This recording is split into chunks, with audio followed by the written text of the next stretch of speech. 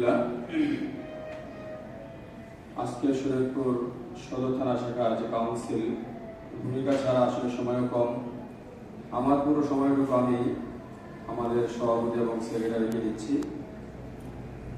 আলহামদুলিল্লাহ, শুধু এতটুকু বলতে চাই, সদর থানায় যারা দায়িত্বে ছিলেন, বিশেষ করে মানলাম ইয়াশকুরিল্লাহ আসলাম ইয়াশকুরিল্লাহ, সেই হিসাবে এতটুকু শুধু বলতে চাই, আমাদের সভাপতি সাহেব যিনি ছিলেন অত্যন্ত নিবেদিত প্রাণ হয়ে আন্তরিকতার সঙ্গে কাজ করেছেন। আমরা যদি তিনি যেভাবে কাজ করেছেন তার কাছাকাছিও কিছু কাজ করতাম আমি নিজেও, তাহলে আলহামদুলিল্লাহ শরীয়তপুর জমিয়ত আরো অনেক বেশি আগাতে পারত। এটা আমি মনে করি আমাদের সকলের জন্যই আব্দুল মনির ফরাদ সাহেব একটা শিক্ষা নেওয়ার জায়গা।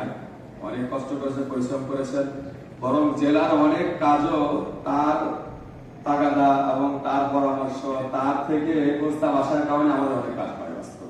এই জন্য যারা সদর থানায় ছিলেন এবং যারা সামনের দিকে আসবেন, আমি সবাইকে বলবো যে আলহামদুলিল্লাহ আমরা যেহেতু একটা সংগঠনের সঙ্গে আছি, আর সবচেয়ে বড় কথা গর্ব করার মতো একটা সংগঠন যে আমি জমিয়ত করি, এটা আমাদের একটা গর্বের জায়গা। অনেক দল করলে মানুষ কি মনে করবে বা পরিচয় বিভিন্ন প্রশ্ন করবে, এটা সেটা। আমরা যে দলের সঙ্গে আছি, এই দল হয়তো আমরা কম করি বা জড়িয়েছি কম, কিন্তু এই দলের ইতিহাস, ঐতিহ্য সবকিছু অনেক উপরে। এটার সঙ্গে থাকতে পারা ভাগ্যের বিষয়। যাই হোক, যারা নতুন নেতৃত্বে আসবেন ইনশাআল্লাহ তারা আন্তরিকতার সঙ্গে কাজ করবেন। যেভাবে পিছনে যারা কাজ করেছেন তাদের থেকে আরো বেশি কাজ হবে ইনশাআল্লাহ সামনে। উত্তরোত্তর আমাদের সবাই যেন আমরা এই সংগঠন, প্রাণের সংগঠনকে আগে নিতে পারি।